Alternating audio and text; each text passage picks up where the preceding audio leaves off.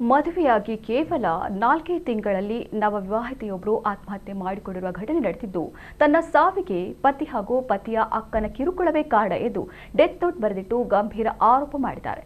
ಈ ಘಟನೆ ಬೆಂಗಳೂರಿನಲ್ಲಿ ನಡೆದಿದೆ. ಆತ್ಮಹತ್ಯೆ ಮಾಡಿಕೊಂಡ ಯುವತಿಯನ್ನ ಚಿಕ್ಕಮಗಳೂರು ಮೂಲದ ನಿವಾಸಿ 25 ವರ್ಷದ ಶ್ವೇತಾ ಎಂದು ಗುರುತಿಸಲಾಗಿದೆ. 4 ತಿಂಗಳ ಹಿಂದೆ ಪ್ರೀತಿಸಿ ಮದುವೆಯಾಗಿದ್ದ ದಂಪತಿ ಮದುವೆಯಾದ ಬಳಿಕ ಒಟ್ಟಿಗೆ ನೆಲೆಸಿದ್ದರು.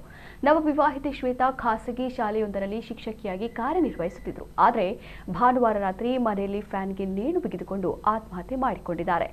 ಸಾಯುವ ಮುನ್ನ ನನ್ನ ಸಾವಿಗೆ ನನ್ನ ಗಂಡ ಮತ್ತು ಅವರ ಅಕ್ಕನೇ ಕಾರಣ. ಅವರಿಂದ ನನಗೆ ನಿರಂತರವಾಗಿ ಹಿಂಸೆ ಆಗುತ್ತಿತ್ತು. ಇನ್ನು ಮುಂದೆ ನನಗೆ ಬದುಕಲು ಆಸೆ ಇಲ್ಲದಂತಾಗಿದೆ. ನನ್ನ ಸಾವಿಗೆ ಅವರೇ ಕಾರಣ. ಅವರನ್ನ ಮಾತ್ರ ಸುಮ್ಮನೆ ಬಿಡಬೇಡ ಅಮ್ಮ. ನನ್ನಿಂದ ತಪ್ಪಾಗಿದೆ, ಕ್ಷಮಿಸು. ಇಂದಿನಿಂದ ಪ್ರೀತಿಯ ಮಗಳು ಶ್ವೇತಾ ಎಂದು ಡೆತ್ ನೋಟ್ನಲ್ಲಿ ಬರೆದಿದ್ದಾರೆ.